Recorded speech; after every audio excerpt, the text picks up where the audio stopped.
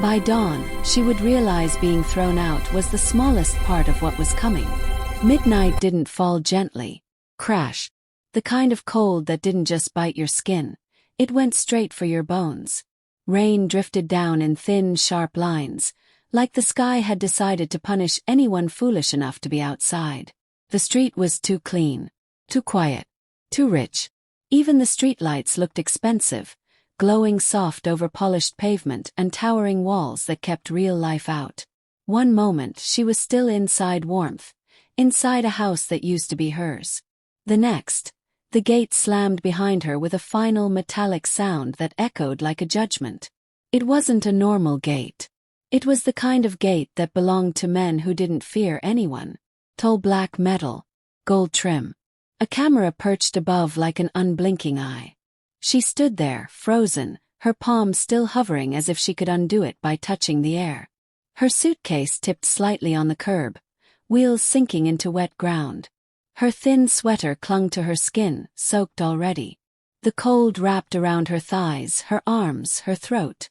She hugged herself, trembling, not from drama, not from weakness, just from shock that came too fast for tears to follow. Her phone was in her hand, but the screen was dark. Of course it was dead. It always died when she needed it most. She pressed the power button anyway, like stubborn hope could force electricity back into the battery. Nothing. She stared at her reflection in the blank glass of the phone for 1 second. A black woman with wet lashes. Lips slightly parted. Eyes wide in disbelief. A wife who had just been erased like a mistake. She turned back to the gate and knocked again. Once. 3 times. The sound was small, almost embarrassing, swallowed by the rain. She waited for footsteps. Voice. Even a shout. Nothing. But inside, the mansion stayed silent, like everyone had agreed she no longer existed. Her throat tightened. She swallowed hard. Tried again. This time with her fist. She hit the gate and felt the sting travel into her knuckles. Still nothing. That's when it hit her. He wasn't going to answer. Not tonight. Not ever again. The reason didn't even matter in that moment. Whether it was another woman, another lie, another excuse. Whether he'd planned it for weeks or decided it in 5 angry seconds.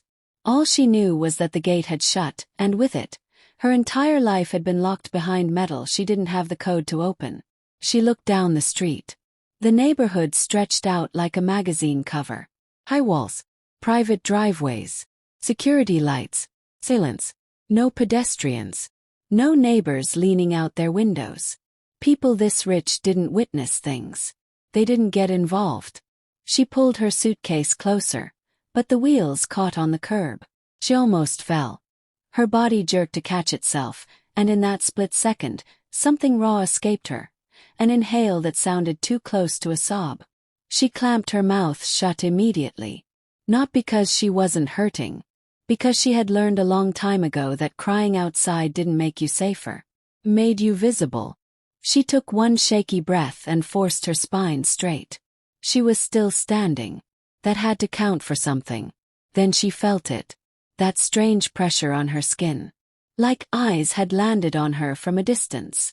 Like a gaze you couldn't see but could feel moving across your back. She turned slowly. Across the road sat another estate. Bigger. Older. The kind of mansion that didn't try to look modern because it didn't need to impress anyone. Its walls were darker. Hidden behind tall trees that looked like soldiers guarding it. And unlike every other house on the street, this one wasn't asleep. There were lights on.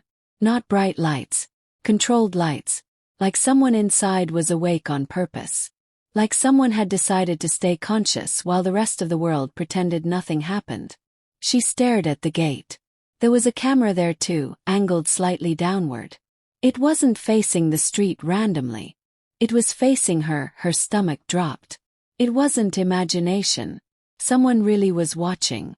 She held her breath, suddenly aware of how exposed she was. Wet hair clinging to her face. Suitcase beside her. No car. No phone. No protection. Just her and the rain. She looked away quickly. Like pretending you don't see the predator makes you less of a target. She took a step down the street. Then another.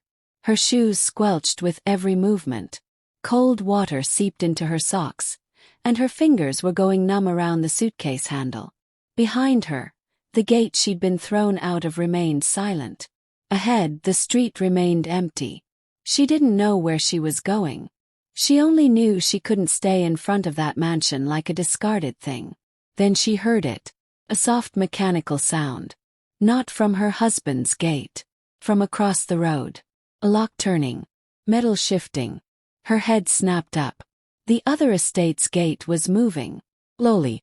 Smoothly. Like it had been waiting for the moment she turned away. Two men stepped out first. Black suits. Not flashy. Not rushed. Their shoes didn't splash even though the ground was wet, like they didn't believe the rain had permission to touch them. Their faces were hard, eyes scanning the street with practiced caution. They weren't security for a rich man. They were something else. Something colder. One of them looked straight at her, and her stomach clenched so tight she almost dropped the suitcase. Neither man spoke to her at first. They simply looked, like they were confirming what the camera had already shown them. Then a voice came through the intercom, deep and calm, carrying across the rain like it had weight. Not loud. Just impossible to ignore. Bring her in. Her breath caught. She froze completely.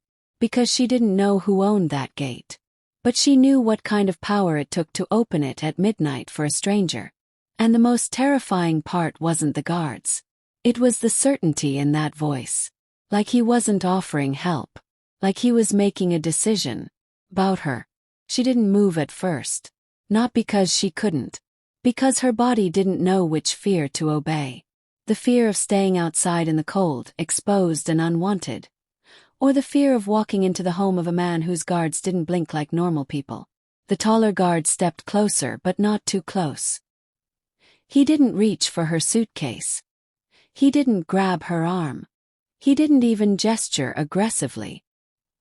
He simply tilted his head once, like an invitation that wasn't really an invitation. The gate behind him stood open, revealing a driveway so wide it felt like it could swallow her whole. Warm lights lined the path like candles at a funeral. Soft, golden, too calm for the violence she could sense behind them. She swallowed, forcing air into her lungs. Her fingers tightened around the suitcase handle until the plastic edges hurt. "I'm fine," she heard herself say, though her voice betrayed her, thin and shaking. The guard didn't react. The other one didn't either. They just waited. The rain kept falling. The cold kept biting. And the street remained empty like the world had decided she was no longer worth saving. She took one step forward. Then another.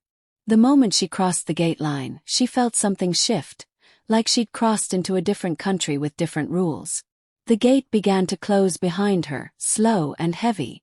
The sound of it sealing shut made her heart jump. She turned quickly, watching the metal lock into place. Too late to change her mind now. Her suitcase wheels rolled unevenly, squeaking softly against the expensive stone driveway. She hated how loud it sounded. She hated how small she looked in this place. And she hated the shame creeping up her throat, burning hotter than the cold. She was a wife who had just been thrown out. A woman with no phone. No ride. No dignity left to hold in her hands. The guards led her forward, keeping a respectful distance, but their presence still pressed on her from both sides like invisible walls. The mansion loomed ahead. Dark stone, tall windows, quiet power. No music, no laughter, no life, just security lights and stillness. The front door opened before they reached it. Not dramatically, not with a slam. It opened smoothly, as if someone inside had been watching their approach and decided the timing mattered. Warm air rushed out, thick and soft against her freezing face. Her skin prickled instantly, and she realized her body had been holding tension for too long. She stepped inside and almost stumbled when her wet shoes touched the polished floor. Everything smelled expensive. Wood, clean linen, something subtle like tea leaves or cedar. The interior was massive, but it didn't feel welcoming. Felt controlled. Like every object had been placed with intention. Like the house itself was trained to obey. The guards stopped just inside the doorway. One of them spoke quietly into his earpiece. She couldn't hear what he said, but she caught one word. "She's in." Her shoulders tightened. She forced herself to stand straighter, wiping wet hair back from her face with trembling fingers. She didn't want to look weak. Not here. Not in a place like this. Then she saw him. He didn't come from upstairs like a prince. He didn't walk in with dramatic footsteps. He was already there, standing near the edge of the living room as if he'd been waiting in silence the whole time. A man in his 30s, tall, broad-shouldered, dressed in a dark coat that looked tailored to his body, not bought off a rack. His hair was black, neat, slightly damp at the edges like he'd stepped outside earlier. His face was calm, carved in restraint. No smile. No glare. Just eyes that held too much control to be normal. The kind of eyes that didn't ask permission to read you. She froze again because she expected many things. Anger, hunger, curiosity. But not this. He looked polite. Not kind. Not soft. Polite in the way a blade can be polished before it cuts. His gaze moved over her quickly. The soaked sweater. The suitcase. The shaking hands. He didn't stare like a man enjoying her humiliation. He stared like a man assessing damage. Like something had been broken and he needed to know where the cracks started. "You're freezing," he said. His voice was low, controlled. Not raised. Not warm. Just steady. She opened her mouth to speak, but nothing came out. He didn't wait for her answer. He turned slightly, and a staff member appeared from nowhere. Silent, dressed in black, holding a towel folded neatly over both hands. The boss took it, walked closer and held it out to her. Not too close. Just close enough that she could reach it. She stared at the towel like it was a trap. "I'm not here to beg," she forced out, her voice sharp with defense. He didn't flinch. "I didn't bring you in to beg," he replied. Something about that sentence made her chest tighten. Because it wasn't reassurance. It was a statement of ownership over the moment. She took the towel slowly, wrapping it around her shoulders. The warmth hit her skin and she almost sighed, but she swallowed it back. She wouldn't let her guard down. Not yet. He gestured toward a chair by the fireplace. "Sit." It wasn't a command shouted. It was worse. It was quiet certainty. She hesitated, then sat, gripping the towel around herself like armor. A glass appeared on the table beside her. Something steaming, amber-colored. Maybe. Or something stronger. "Drink," he said. "It will help." "I don't take drinks from strangers," she snapped automatically. For the first time, something shifted in his eyes. Not anger. Not offense. Faint, unreadable flicker. Like he respected the instinct. "Then don't," he said. He turned his head slightly toward the guards. "No one touches her," he ordered. The words were calm, but the air changed instantly. Not even to guide her. One guard's eyes widened just a fraction before he lowered his gaze. "Yes, sir." She looked up sharply. That wasn't normal hospitality. That wasn't even normal caution. Sounded like protection. The kind that came with rules. The kind that came with consequences. Her throat went dry. The boss stepped closer again, stopping just out of reach. He lowered his gaze to her face as if he'd already seen her like this in his mind. Like he'd already replayed her expression before she ever walked through his gate. Then he spoke softly, almost like he didn't want the walls to hear it. "Who threw you out?" he asked, his voice quiet enough to feel intimate. "And why tonight?"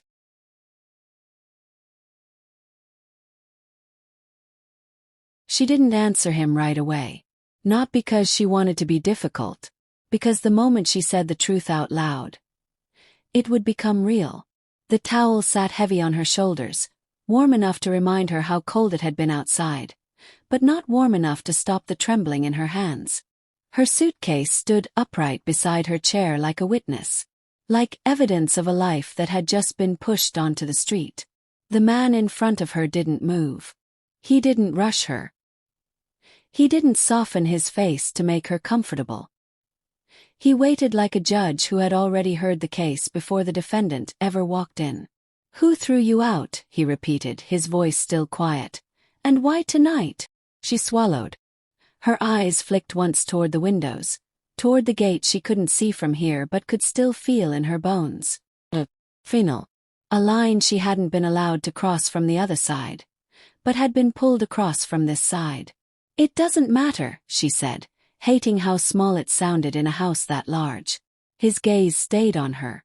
"It matters," he corrected calmly. "Because it happened at midnight." That was the first thing that made her pause. Not his power. Not the guards. The logic. The question behind his question.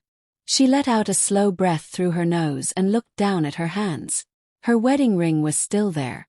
Thin band. Simple. Not the kind of ring people expected when they heard she was married to a wealthy man in Korea.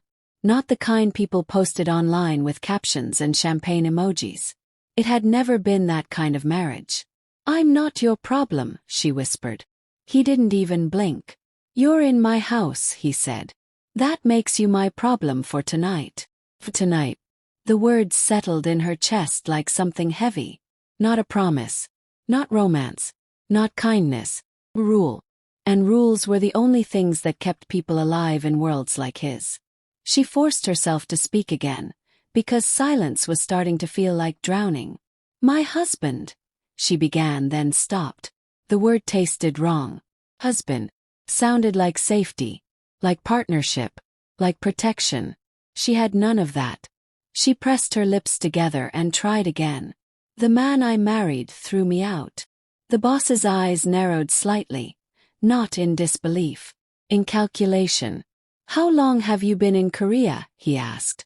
4 years, she answered automatically. Then she realized what that implied, and her throat tightened. 4 years of learning a language people still spoke around her like she wasn't there. 4 years of being smiled at in public and punished in private. 4 years of being introduced like an accessory. 4 years of eating alone in a house that always had food. 4 years of walking through luxury with loneliness pressing against her ribs like a second heartbeat. She expected pity when she said it. But the boss didn't give her that. He gave her attention. That was worse. "Why didn't you go home?" he asked. She gave a sharp laugh that sounded like it hurt. "Home to where?" His expression didn't change, but his eyes sharpened. "No family?" he asked. "I have family," she said quickly. "Just not here." "Friends." She hesitated too long. He didn't push. He didn't say, "I knew it." He let her silence confess for her. Her hands tightened on the towel again. Her voice lowered without her permission. "I tried to make it work," she said. "I wasn't always like this." "Like what?" he asked. Weak, her mind supplied. Embarrassed. Thrown out. She lifted her chin, meeting his eyes for the first time since he asked the question. "Begging for basic respect," she said. The air shifted. Because she wasn't crying. She wasn't asking him to save her. She sounded angry. The boss's gaze held hers, and for a moment she saw something behind his calm, something that looked like recognition. Not sympathy. Recognition. "He cheated?" he asked. She flinched at how easily he said it. And she hated that flinch almost as much as she hated the truth. "Yes," she whispered. "But that's not what tonight was." His eyes narrowed again. "Explain." She looked away fast, like if she stared at him too long she'd start to believe she was safe enough to speak freely. "Tonight wasn't an argument," she said slowly. "It felt prepared." "Prepared how?" She swallowed hard. "Like he was waiting," she admitted. "Like he wanted me to fight back so he could punish me for it." The boss's jaw tightened, almost invisible. "What did he say?" he asked. She hesitated, then whispered. "He told me I didn't belong in his life anymore." Those exact words. She nodded. A quiet, tense beat passed. Then she added softer. "And he told me nobody would open a gate for me." The words came out and her stomach twisted immediately. Because that was what had happened. Gate slammed. Midnight. Cold. And across the road, another gate had opened. The boss didn't react right away. He just stared at her like her husband's words had reached him too. Like they'd been thrown in his direction by accident. She hugged the towel tighter and looked down again, her voice cracking on something she didn't want to say. "I have no one to call," she confessed. "My phone died before I could even." Her sentence broke. Her breath hitched once, and her hand went to her stomach without thinking. Small movement, instinct, protective. She froze the second she did it. The room went still, not because she stopped speaking, but because the boss noticed. His eyes dropped just for a second to her hand resting there. And for the first time since she walked into his house, his calm broke. Just 1 second. His pupils tightened. His breathing changed. Then he lifted his eyes back to her face, and the cold returned. But it returned sharper, more dangerous. "Are you pregnant?" he asked softly. Her lips parted. No answer came. Because her silence was enough. And the way his voice dropped after that was worse than shouting. "Whose child is it?" he asked. And the question didn't sound curious. Sounded like war. He didn't move fast. He didn't slam a fist on the table or bark orders to impress her. The danger in him wasn't loud enough to warn you. It was quiet enough to trap you. She sat there with her hand on her stomach, feeling exposed in a way she hadn't felt even on the street. Outside, the cold had been honest. Inside this mansion, warmth came with conditions she didn't understand yet. The boss leaned back slightly, eyes on her like he was memorizing the shape of the problem. Then, without changing his voice, he reached into his coat pocket and pulled out his phone. "Call. Name. Jae-min," he said, calm and low. "Bring me the file on her husband. Now." He ended the call before the person on the other side could even confirm. "No, please." No hesitation. Just certainty. Like the world moved because he expected it to. The shift in the house was immediate. It didn't feel like human beings reacting. Felt like a machine waking up. Somewhere deeper inside the estate, soft footsteps multiplied. Doors opened. A muted beep sounded, followed by another. The lights brightened in sections. Hallway, staircase, security corridor, each one snapping on like a spine straightening.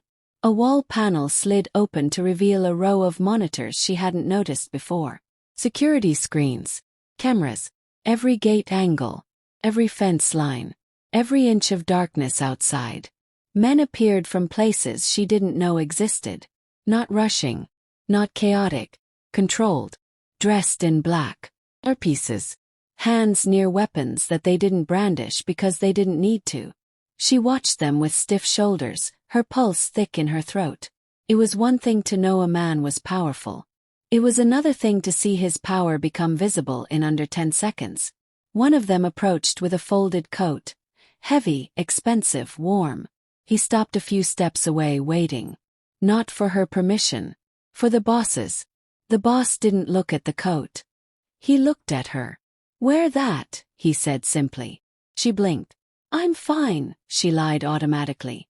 The way women lied to survive. The boss didn't argue. He didn't insist. He just held her gaze like he had all night, and the lie died in her mouth. Slowly she took the coat. Her fingers brushed the fabric and she realized it was lined, insulated, meant for harsh winters. A man who thought ahead. A man who expected storms. She slipped it on, and the warmth crawled over her skin like a warning. The boss stood. He didn't come closer. But the room still tightened around him. "You will stay here tonight," he said. She swallowed.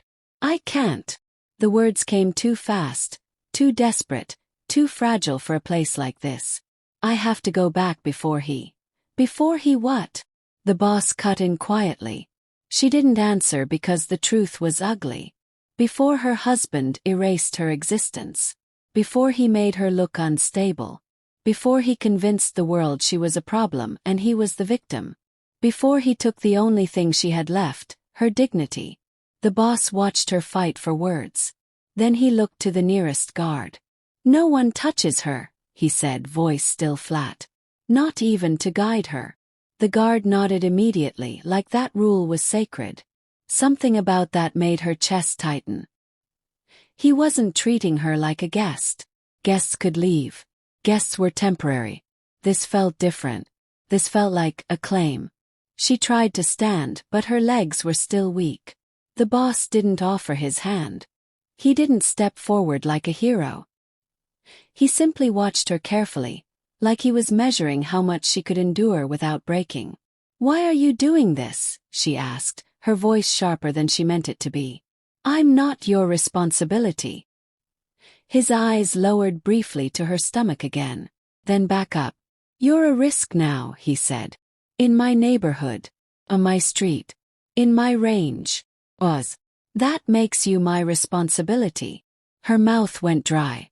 "Risk to who?" she whispered. The boss didn't answer immediately.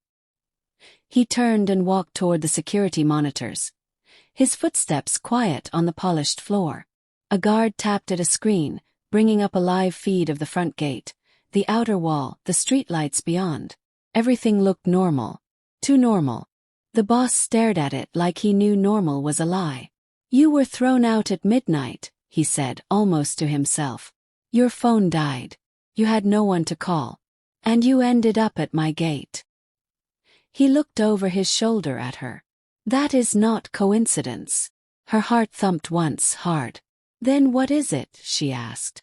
The boss made another call. Same voice that didn't rise. "Lock it down," he ordered. "Full perimeter. No exits. No entries. Cameras on constant rotation. I want eyes on every shadow." He ended the call.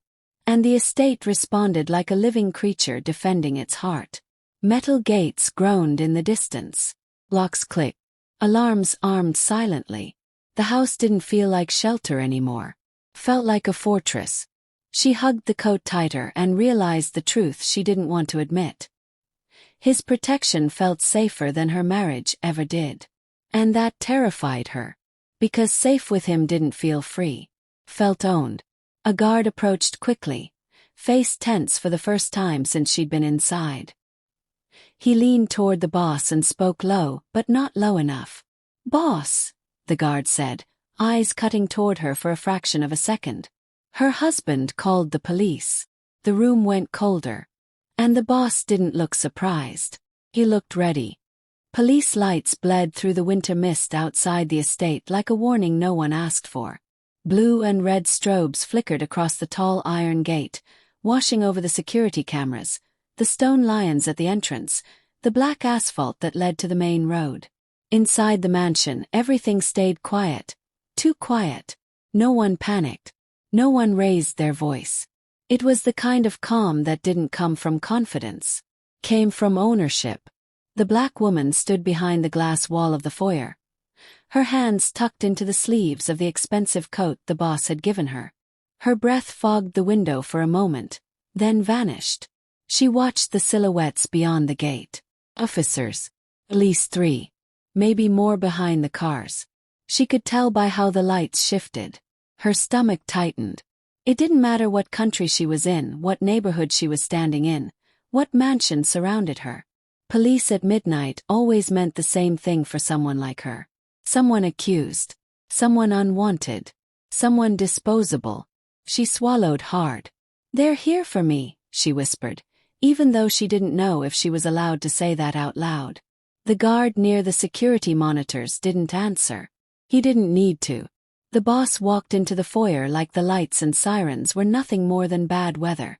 He had changed. Not into different clothes. Into a different version of himself. Earlier he'd been still. Quiet. Watching. Now he looked like a door that had been locked from the inside. He didn't rush to the gate. He didn't bark at his men. He simply adjusted the cuff of his coat and said, "Open the outer camera feed." The monitors shifted. The gate filled the screen. Officers stood there with their hands near their belts, not aggressive, but tense in a way that didn't match the role they were playing. One of them held a tablet. Another held a folder. The black woman's chest tightened further when she recognized the posture. Performing authority, but afraid of what might answer back. Then a voice came from the speaker outside, amplified and official. "This is the Seoul Metropolitan Police. We're here regarding a report of theft and domestic disturbance." Her breath caught. Domestic disturbance was what they called it when a woman was thrown out of her own home like a piece of trash. When she fought back. When she cried. When she refused to disappear quietly. The boss didn't look at her. But he didn't need to. His people did. 2 guards stepped subtly, positioning themselves so she was no longer visible from the glass. Not hidden like she was guilty. Shielded like she mattered. Like she belonged to the house now. The boss pressed a button on the wall panel. His voice came through the exterior speaker. Polite, measured, almost respectful. "Officer," he said smoothly. "Good evening." Outside, the lead officer froze slightly, like he hadn't expected a voice that calm. "Sir," the officer replied, clearing his throat. "We received a call from a resident across the road. He claims his wife entered his private office and stole a document and a personal item. He says she fled and may be armed." Lie. Clean lie. The kind that sounded believable because it was wrapped in vocabulary that made her look unstable. Her knees weakened. Armed. She'd come with a suitcase and a dead phone. But in her husband's story, she was a threat. Criminal. The kind of woman men needed protection from. She turned her head slowly toward the boss. Her eyes begged him without speaking. "Please don't hand me over. Please don't let this be the kind of protection that ends with a trade." He didn't react. No sympathy. No comfort. Just control.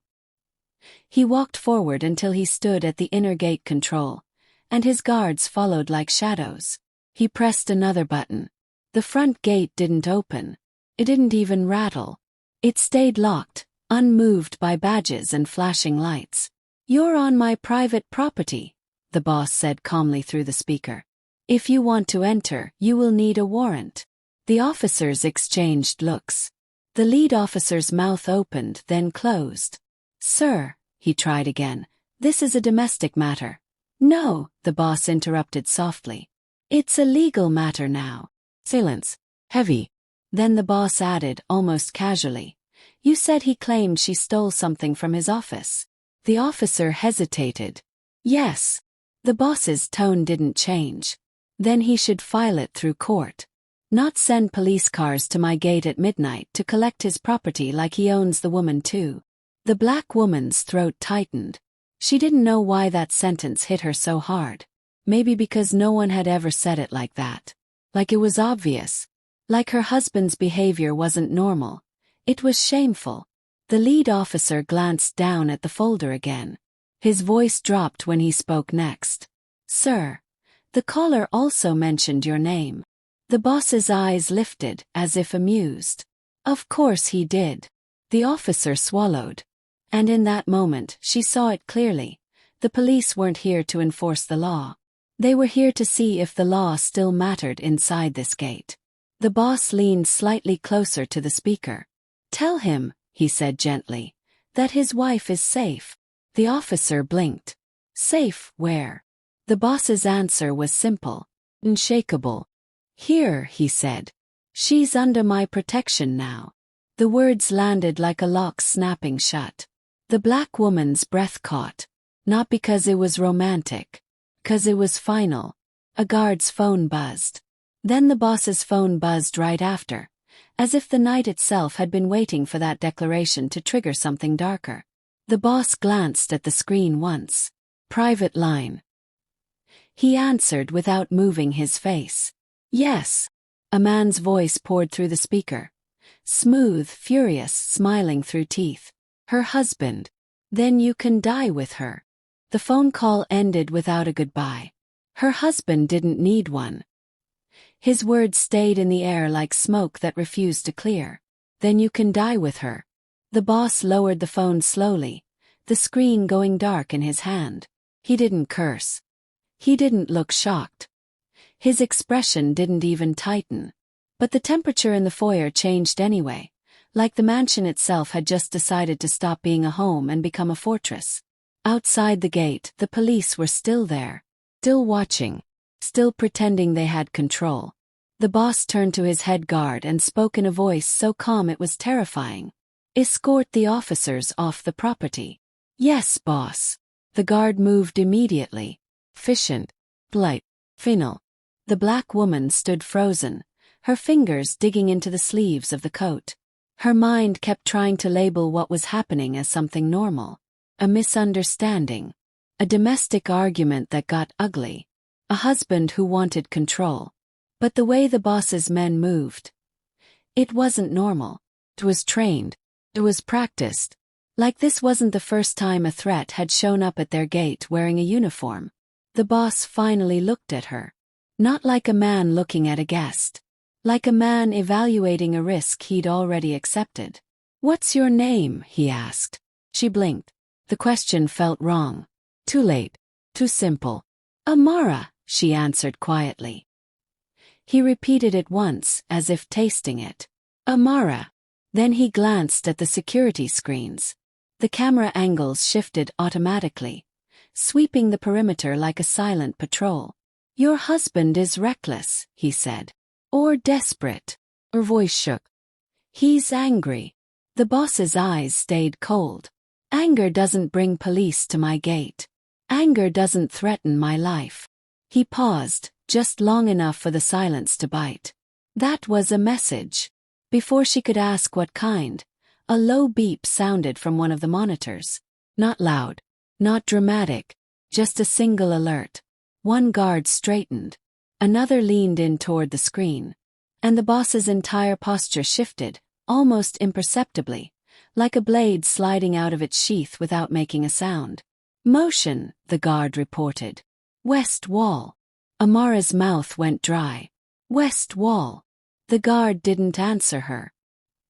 He wasn't there to comfort her. He was there to respond. The boss stepped closer to the monitor, eyes narrowing slightly. A shadow moved along the edge of the camera feed. Too smooth to be an animal, too deliberate to be lost. The figure paused near the blind spot between two floodlights, then disappeared. "Cut the garden lights," the boss ordered. Amara stared at him. "Why would you?" The lights outside went out instantly. The estate plunged into darkness so complete it felt intentional. Not fear. Strategy. The boss didn't turn around. "Because whoever that is, came expecting to be seen," he said. "We don't give them that comfort." A different camera feed flickered. The faint outline of someone crouched near the outer fence. A gloved hand reached for something. Wire. Device. Cut. Amara's heart slammed against her ribs. "They're trying to get in," she whispered. The boss's voice remained steady. "They're trying to see if they can." He lifted a hand slightly, and it was like the entire mansion understood the gesture. Guards moved without sound. Doors opened and closed softly. Weapons didn't click loudly. Nothing about this felt like a movie. Felt worse. Felt real. Amara backed up instinctively. "Is this because of you?" she asked him. "Or because of me?" For the first time, something flickered in his eyes. Not guilt. Not fear. Calculation. "That's the question," he said. And then to his men.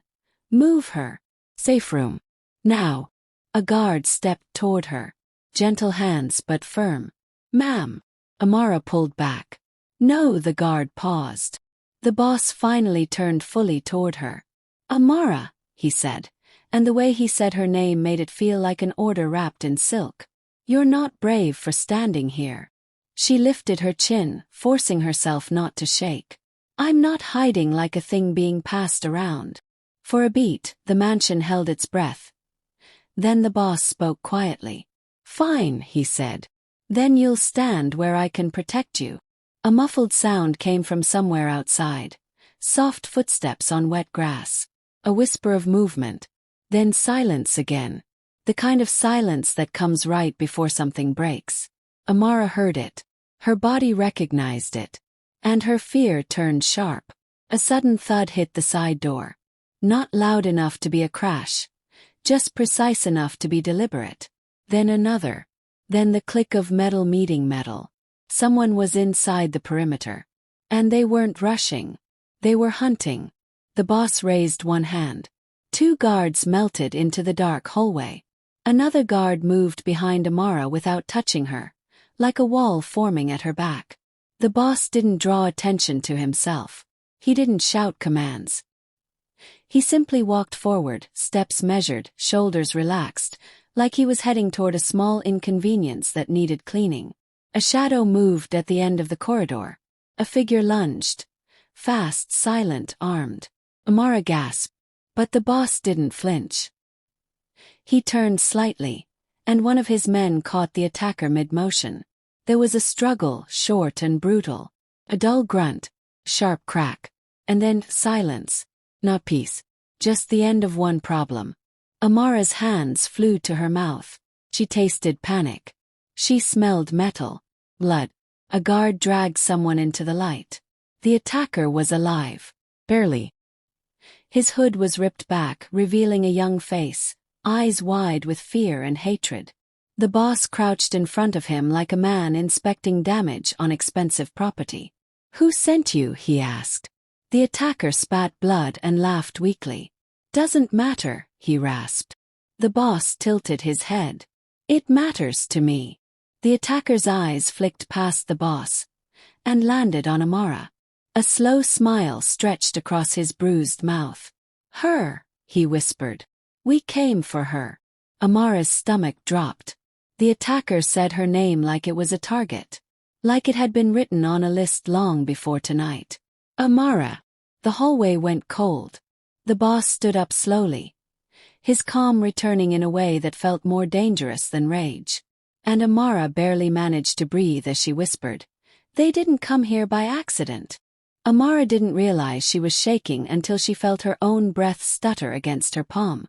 The hallway smelled like polished wood and expensive cologne. And underneath it, something darker. Something that didn't belong in a house where candles were meant to feel romantic. Not like warnings. The attacker was dragged away, leaving a thin trail of blood across the marble. No one rushed. No one panicked. The staff moved like this was weather. Unpleasant but expected. Amara's eyes stayed on the spot where the man had been. Her name still echoed in her skull like a bell that wouldn't stop ringing. The boss watched her the same way he watched everything else tonight. Without rushing, without pretending.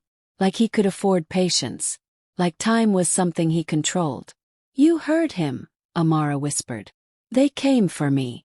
"Yes," he replied. She swallowed hard. "Why?" He didn't answer immediately. He turned his head slightly, checking the corridor, the cameras, the quiet signals only his men understood. Single nod. A door locked somewhere deeper in the estate. The mansion tightened around them again. Then he looked back at her. "You should sit," he said. "I'm fine." "You're not," he corrected, calm but firm. "And pretending you are won't change anything." There was a low chair near a small table. Amara sat because her legs threatened to betray her anyway. She pulled the coat tighter around herself like it could hide her fear.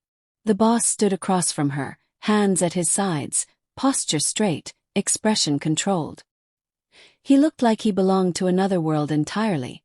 One where people didn't beg and cry and get thrown out into the rain. One where the consequences arrived quietly and on time. "You told me your husband threw you out," he said. "You believed it was personal." Amara's mouth tightened. "It was personal." He tilted his head slightly. "It was strategic." Her eyes narrowed. "What are you saying?" The boss stepped closer. Not enough to invade her space, but enough that she could feel his presence like weight. "Because you were in the way," he said. "And you didn't even know it." Amara stared at him. Her heart pounded slower now, heavier. Like it was trying to prepare her for something worse than fear. "What do you mean I was in the way?" The boss exhaled through his nose once, quiet. "Amara," he said, and her name sounded different in his voice now. Not soft, not kind. Sounded like a fact. "I knew about you long before tonight." Her body went still. Even her breathing paused. "What?" she whispered. He didn't blink. I investigated you. The words landed like a slap disguised as honesty. Amara stood up so fast the chair scraped against the floor. You. She couldn't even finish. Her mind scrambled for the right emotion. Anger, humiliation, betrayal. But none of them fit neatly because she had walked into his home thinking he was a stranger. You watched me, she demanded. You knew who I was. The boss didn't deny it. That was the worst part. Yes, he said. And no. Amara's voice rose despite her attempt to control it. That doesn't make sense. It does, he replied, calm as winter. I knew you existed. I knew your name. I knew you were married to the man who's been trying to hide something from people like me. Her lips parted. Hide what? The boss's eyes hardened just slightly. A deal. Amara felt the room tilt. What deal? He leaned forward enough for his voice to drop lower, as if the walls themselves had ears. Your husband is connected to a shipment that didn't arrive, he said. Money that vanished. People who don't forgive losses. Amara shook her head quickly. No, he's a businessman. He works in imports. The boss cut in, tone unchanged.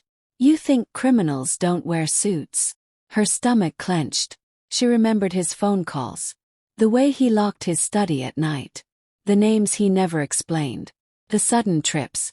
The way he would go quiet when she entered a room too fast. Amara's voice dropped. So. He threw me out because of that? The boss nodded once. He removed you. The word made her flinch. Removed. Not sent away. Not punished. Erased from proximity before something ugly surfaced. Before what? She asked, almost afraid of her own question. The boss's gaze moved across her face like he was choosing what truth she could survive at once. Before you heard something, he said. Before you saw something. Before you became a problem he couldn't control. Amara's hands curled into fists. But I didn't see anything. His eyes held hers. Not consciously. Her breath caught. What did I see? He was silent for one beat too long.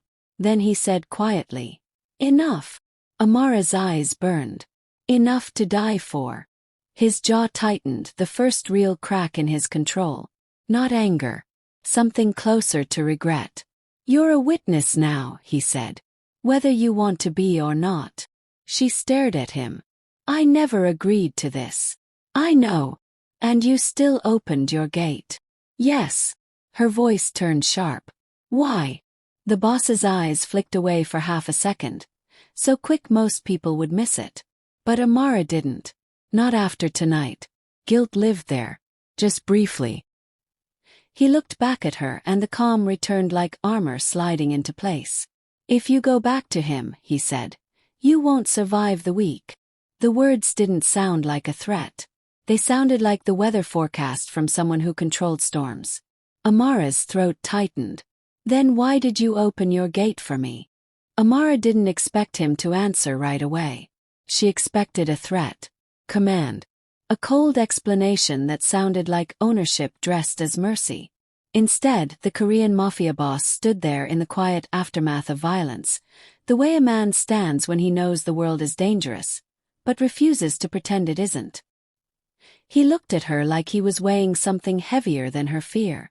Like he wasn't deciding what to do to her. He was deciding what to do because of her. I opened my gate, he said slowly, because you were going to die out there. Amara's laugh came out broken, sharp. So now I'm supposed to live in here. He didn't flinch. No, that single word stopped her. Not because it was gentle. Because it was absolute. He turned slightly, and one of his guards stepped forward, waiting for an order. The boss lifted a hand, and the guard froze in place again. Amara noticed it. How quickly the air obeyed him. How fast power moved when he didn't even raise his voice. Then he looked back at her. You can leave tonight, he said. I'll have a car take you wherever you want. Hotel. Another city. Even the airport. She blinked.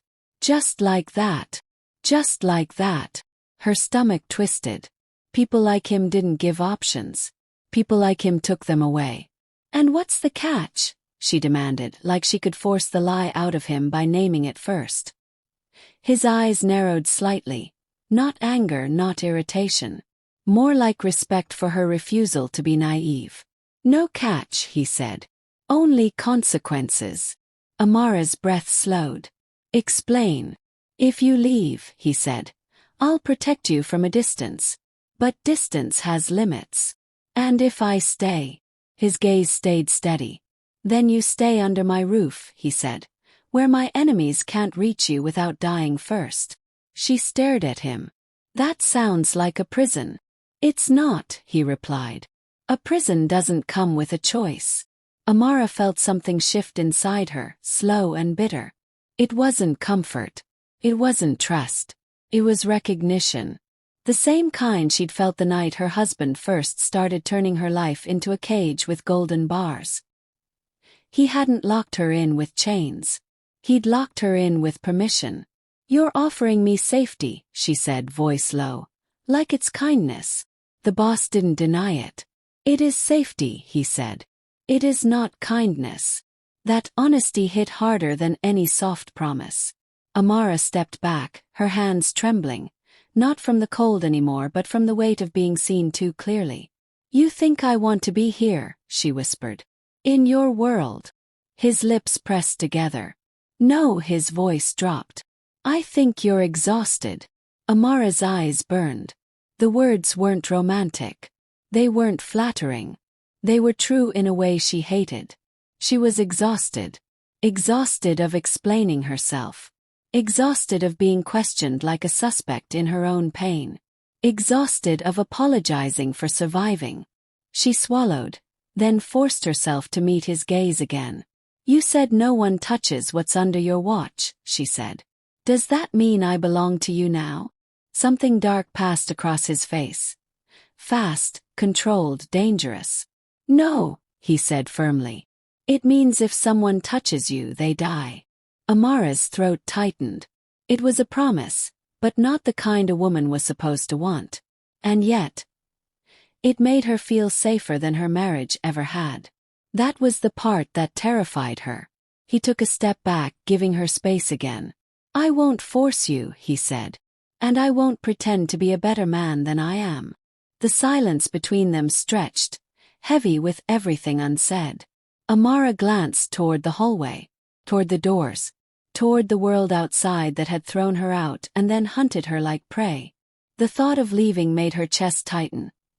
Not because she wanted to stay, but because she knew what leaving meant. Alone again. Unprotected. Target. She looked back at him. Why does you not forcing me feel worse than threats? She asked, voice barely above a whisper. His eyes softened for half a second. Because you've been trained to understand violence, he said. Not freedom. The words cut deep, and she hated him for being right. She took a slow breath. Then she lifted her chin. I'm not running anymore, she said. He held her gaze. Then stay, he replied. But stay with your eyes open. Amara nodded once, the smallest movement, but it felt irreversible. Like stepping over a line she couldn't unstep from. She exhaled, shaking. If I stay, she said, voice steadying, I want the full truth. His jaw tightened. You don't, he said quietly. I do, she corrected. No more half-stories. No more consequences. Tell me everything. He stared at her for a long moment, then gave a small nod that felt like an execution order. Your husband, he said, voice low and final, works for my enemy. Amara didn't speak for a long time after he said it, not because she didn't understand, because she understood too well her husband wasn't just cruel, he wasn't just careless, he was connected, and she had been living inside a crime she didn't even know how to name. Say it again, she whispered. The boss didn't repeat the sentence, he gave her something worse, details, names, dates. The kind of truth that didn't sound dramatic, it sounded organized. Your husband moves money through 3 companies, he said. Only 2 are clean enough to pass audits. 1 isn't. Amara's mouth went dry. And what does he do with it? The boss's eyes lowered to the floor for a moment, like he didn't want to place the ugliness in the air between them. "Things that ruin people quietly," he said, Amara's hands clenched at her sides. "So he threw me out because you became a risk," the boss finished. "Not because you stopped being his wife." That sentence hit her like a slap. It wasn't even personal, it was strategic. She had been reduced to a liability in a man's plan. Amara stared at the security monitors lining the wall behind him, watching the estate gates, the roads, the angles no one could enter from without being seen. It looked safe, it looked like control, but she knew something now. Safety in a mafia boss's world wasn't peace, it was war with rules.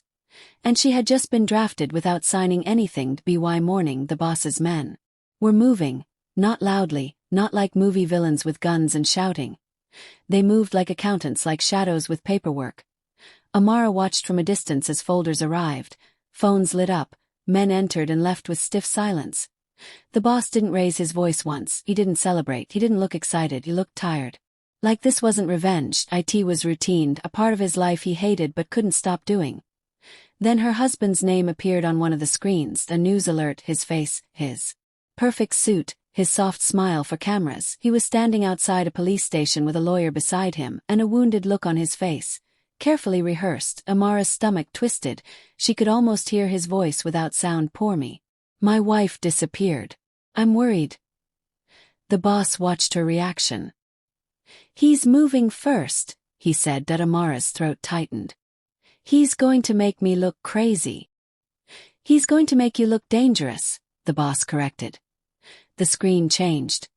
Another headline: "Businessman's wife allegedly steals sensitive documents before disappearing." Amara's knees went weak. "Sensitive documents?" she breathed. "I don't even know what he's talking about." "That's the point," the boss said. "He wants the public to believe you ran." Amara's hands shook. "I didn't run. He threw me out. And he'll deny that," the boss replied flatly. Her chest tightened with a familiar, humiliating feeling. Being powerless in front of a story someone else controlled. Her husband had always been good at that. Smiling while she bled, sound gentle while he destroyed her. Amara turned to the boss, anger rising like heat under her skin. "So what now?" He looked at her for a long moment. "Now we prove he's dirty. And when you prove it," she snapped, "you think people will clap for me?" The boss didn't answer because she already knew no one clapped for women who survived men like that. They got called foolish, greedy, unstable. They got blamed for staying, blamed for leaving, blamed for breathing. Amara swallowed hard. "If you go after him, he'll drag my name through every street." "Yes," the boss said. The calmness in his voice made her furious. "I'll lose everything," she whispered. His eyes didn't soften. "You already lost it," he said. "He took it. You just haven't buried it yet." The silence that followed was worse than shouting, because it forced her to look at the truth without distractions. Her old life was already dead, the marriage, the home. The friends who smiled at her but would choose his version of events. The quiet hope that maybe tomorrow he'd change. It was all over. She just hadn't admitted it out loud. Amara took a shaky breath. "Bring me the divorce papers." The boss's gaze sharpened. "Are you sure?" Amara stared straight ahead. "I'm not dying as his wife." Minutes later, the papers were placed in front of her, a pen beside them. Her hands trembled so hard she nearly couldn't hold it. But she signed anyway. .1 signature, .1 stroke, .1 goodbye. It felt like cutting off her own skin. Then she did something else. Something even more permanent. She handed the boss the only proof she had kept hidden for months. Screenshots, a voice note. A photo she took by accident the night her husband thought she was asleep. It wasn't much. But it was real, and she watched the boss's expression change the moment he saw it. "This," he said quietly, "is enough to break him." Amara's voice came out rough. "Then break him." The boss nodded once and turned away, already moving again like a man who couldn't stop a storm once it started. Then a guard hurried in. His face was pale in a way that made Amara's stomach drop instantly. He leaned close to the boss and whispered something. The boss's eyes turned cold. He slowly took the phone and read the message on the screen. He didn't show it to Amara. He didn't have to. His silence said enough. But then he spoke, low and deadly calm. "They know you're here," he said. Amara froze. "Who?" His jaw clenched. "My enemy." He held up the phone now, just enough for her to see the words, a single sentence that made the room feel smaller. "We want her. Trade her for peace." Dawn didn't arrive like hope. It arrived like judgment. The night had been loud in every way that didn't make sound. Phones buzzing in dark rooms. Boots on marble floors. Whispers traveling faster than footsteps. Doors opening and closing with a softness that meant danger lived inside them. And when the sky finally began to pale, Amara stood behind a wall of glass and watched the world turn gray. The estate looked untouched. Perfect lawns. Perfect stone path. Perfect silence. But she wasn't the same woman who had been thrown out at midnight with shaking hands and a dead phone. She didn't even feel like the same person who signed those divorce papers hours ago. Somewhere in that house, her husband was still breathing. Somewhere else he was already ruined. Not because she screamed. Not because she fought him in court. But because she had finally stopped protecting the man who never protected her. Behind her, the Mafia boss's world moved like it always had. Calculated, sharp, efficient. A staff member passed quietly with a tray of untouched tea. A guard stood by the doorway, eyes forward, not even daring to pretend this was an ordinary morning. On one of the screens in the security room, Amara caught a glimpse of a city street she'd walked before, now filled with men she didn't recognize. The boss approached without rushing, dressed as if sleep had never existed for him. His face was calm, but his eyes carried the weight of a man who had spent the entire night deciding how many lines he was willing to cross. He stopped beside her and looked outside with her. No words at first. No dramatic speeches. No false comfort. Amara's voice came out quiet. "They want me." "Yes," he answered. She swallowed. "To trade for peace." His jaw flexed once. There was never peace. That was the truth nobody ever said out loud. Men like him didn't live in peace. They lived in control. And the moment control cracked, everyone came to collect what they thought they were owed. Amara turned toward him. So what now? For the first time since she entered his gate, she saw something human break through his discipline. Not softness, not romance, something darker. Regret. He looked at her as if he'd already chosen what he would do, and hated himself for it. "I promised you," he said, "you would not go back." She let out a shaky breath. "You mean you promised you wouldn't let them take me?" His eyes didn't move. Yes. There was something terrifying about hearing protection spoken so plainly. No sweetness. No fantasy. Just certainty. Amara's hands clenched at her sides. "And what does that cost you?" He didn't answer immediately, and that silence was the loudest thing in the room. 'Cause she already knew. In his world nothing was free. Not even mercy. She watched him turn away and give one simple order to the guard behind him. 2 words. No emotion. No anger. Just an ending. Within minutes the estate changed. Not in appearance. In feeling. The guards became sharper. The hallways felt colder. The air felt like it had teeth. Amara didn't see what happened after. She didn't hear screams. She didn't watch bodies fall. But she saw the boss return with a small stain on his sleeve, barely visible like a secret. And she understood the threat hadn't been negotiated with. It had been removed. He stopped in front of her again, gaze steady, voice controlled. "It's done." Amara felt her chest tighten. "Done how?" His eyes didn't flinch. "The ones who wanted you will not ask again." That was when the truth hit her fully. Freedom didn't mean the world would suddenly become gentle. Freedom meant she had survived the worst of it, and would never be innocent again. She looked at the glass door leading to the front steps. Morning light spilled across the floor like a warning. Then she did something the world never expected from her. She walked toward the exit without asking permission. No trembling. No begging. No gratitude that sounded like chains. The guard stepped back instantly. Not because she was fragile. Because she had become untouchable in a way that didn't belong to weakness. The boss watched her from behind, not moving to stop her. Not calling her name. Not pretending she owed him anything. At the door, she paused and turned her head slightly. What happens now? She asked. His voice was low. Honest. You live. Amara nodded once. Then she stepped outside into the cold morning air. Not rescued. Not owned. Not anyone's wife. Life.